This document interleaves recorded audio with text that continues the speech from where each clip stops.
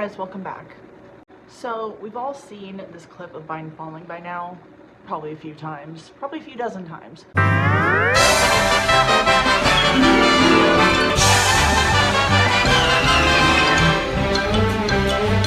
It just never gets old. When President Biden was still just candidate Biden, the man had jokes.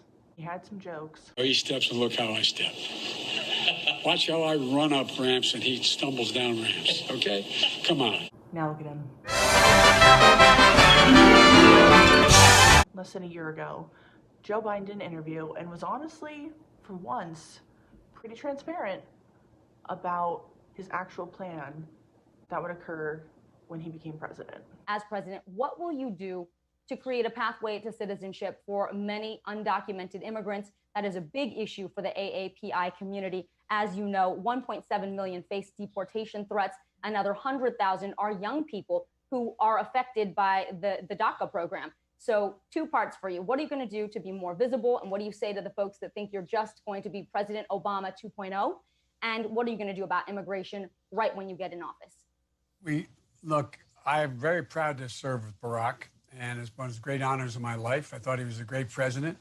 But even he acknowledges we can't go back to what it was. We have to go back and build back better. And so I have a program that is significantly different and builds upon where we left off and tries to undo the damage that Trump has done, number one. On day one, I'm going to send the legislative immigration reform bill to Congress to provide a roadmap to citizenship for 11 million undocumented immigrants who contribute so much to this country. Immigration policy is built around keeping families together, modernizing the immigration system by keeping families, unification, and diversity as pillars of our immigration system, which it used to be. Ending Trump's cruel and inhumane policy at the border to rip children from their mother's arms. Take immediate action to protect dreamers, including the more than 100,000 eligible dreamers from East and South Asia. Streamlining naturalization process. Make it easier for qualified green card holders to move through his backlog. And by the way, he just indicated he ended H-1B visas the rest of this year. That will not be in my administration. Watching it back now was almost kind of eerie to me because you see just how progressive he was planning to go. And I didn't take him serious, I guess. I didn't take him serious enough because I honestly, in my mind, I didn't think he had a chance. And realistically, he shouldn't have a chance. There's clearly something wrong with the education system and the way society works because he should not be president.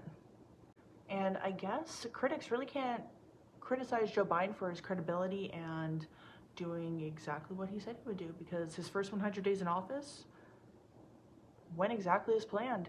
Now, we're going to go back a few months to one of the presidential debates.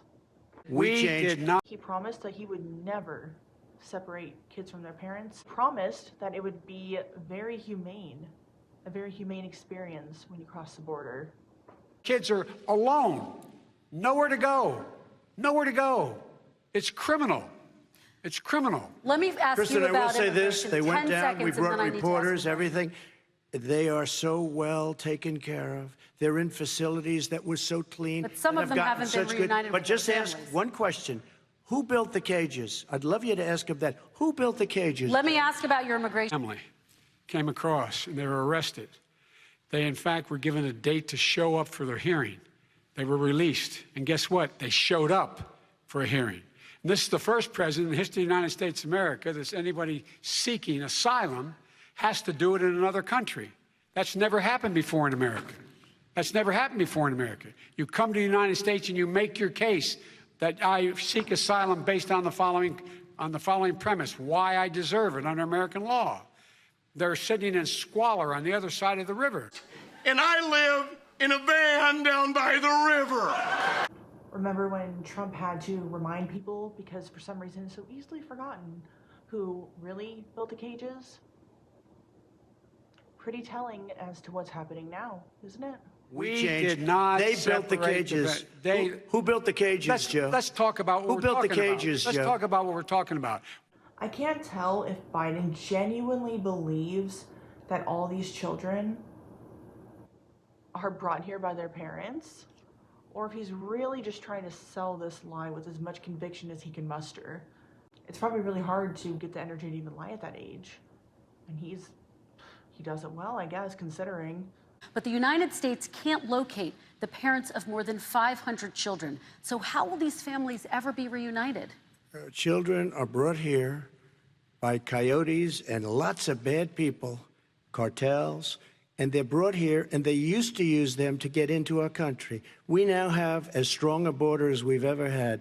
We're over 400 miles of brand new wall. You see the numbers, and we let people in, but they have to come in legally, and they come in through But merit. how will you reunite these kids with their families, Let me just tell you, Mr. they President? built cages. You know, they used to say, I built the cages, and then they had a picture in a certain newspaper, and it was a picture of these horrible cages, and they said, look at these cages. President Trump built them, and then it was determined they were built in 2014. That was him. Do you have a plan to reunite the kids? Yes, with we're their working on families? it we're trying very hard. But a lot of these kids come out without the parents. They come over through cartels and through coyotes and through gangs. Vice President Biden, let me bring you into this 525 conversation. Quick response and then another question to you. These 500-plus kids came with parents. They separated them at the border to make it a disincentive to come to begin with. Real tough. We're really strong. And guess what? They cannot, it's not coyotes didn't bring them over. Their parents were with them. They got separated from their parents. And it makes us a laughing stock and violates every notion of who we are as a nation. He's always been a complete moron when it comes to immigration and just like the basic concept of how things work.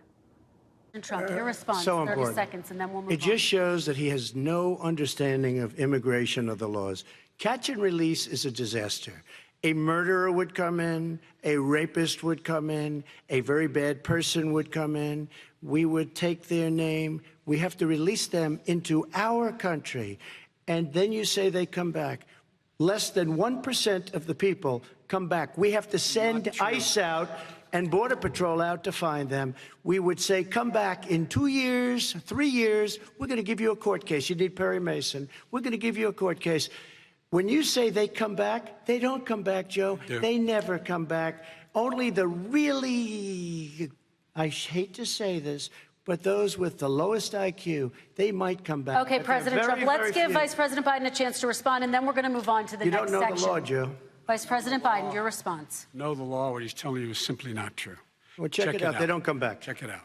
Pretty pathetic considering how long he was a senator, considering he was vice president for 8 years, considering he's president now. You'd think he has some idea how things actually work and what's actually happening, and on some level would at least admit to some of the things that are literal facts. But nope. Maybe in another video sometime I will talk in detail about ICE and why everyone who supports defunding ICE is a complete fucking moron. That's a different video, so moving on. Despite this weird narrative pushed by liberals, a majority of these unaccompanied minors crossing the border are boys 13 to 17 years old, a majority of them being above 16. I'm sorry, but I see 16-year-old boys a lot different than I see a 3-year-old girl. But that's the narrative they're trying to make you believe, when that's just not even close to the truth. Roughly 70 to 78% of minors that are brought to the border are not brought here by their parents. They are in fact brought here by smugglers who are known for selling migrant children to human traffickers. So please tell me why it's a good idea to entice people that all you need is a child to get into this country. Make it make sense. You can't. Biden actually thinks, and I think he genuinely thinks this one, that catch and release works. Tell me, guys, in the comments, do you think Biden's this corrupt or this stupid? Every time I hear him speak, I can't decide. I can't decide which one is more true. And according to several reports now, officials have been told to not let any media into the child migrant camps. That's weird. Just a little bit weird, right? Along with that, there's no speaking to the media No ride-alongs. But guys, trust Biden when he says there's no crisis. Nothing to hide. The way that all these news organizations and so-called reporters acted when Trump was overcrowding these facilities, what a joke. Biden is way over capacity. They have to build makeshift camps outside of the buildings because there's way too many people there, and there's not a word. Just ignoring the story, acting like, Fox News and Republicans are just crazy. It's to the point where the federal government is literally buying airline tickets and bus tickets and providing these people who will illegally come into our country with $1,100. Like, this is where we're at within 2 months of a Biden administration. According to Kamala Harris, they're dealing with a very challenging situation. They were left a very challenging situation because of Trump. This is all Trump's fault, right? Do you plan to visit the border? Not today, but I have before, and I'm sure I will again. Yeah. Well, my question on the border. There's obviously a lot of political pressure coming from Republicans in particular on this administration, but also some of the Democrats who represent some of those border districts. What can the administration do, at least in the short term, to kind of assure people that it's really taking steps to make sure that the children in particular, are being treated humanely, but also that you're sort of, thinking about the bigger picture weeks and months ahead? Yeah, I mean, first of all, we were left with a very challenging situation. We've got to treat this issue in a way that is reflective of our values as Americans and do it in a way that is fair and it is humane. But we have to meet the moment, and there's a lot of work going into that. It's going to take a lot of work. I mean, again, we were presented when we came in with some serious challenges. Since when has it ever been a great leader trait to constantly blame other people and never accept responsibility? Joe Biden might fall again, and Kamala Harris will get exactly what she was hoping for, and she'll be the leader, and that's not a leader. Good leaders don't put the blame on Trump every chance they get. So she needs to work on that before she becomes president.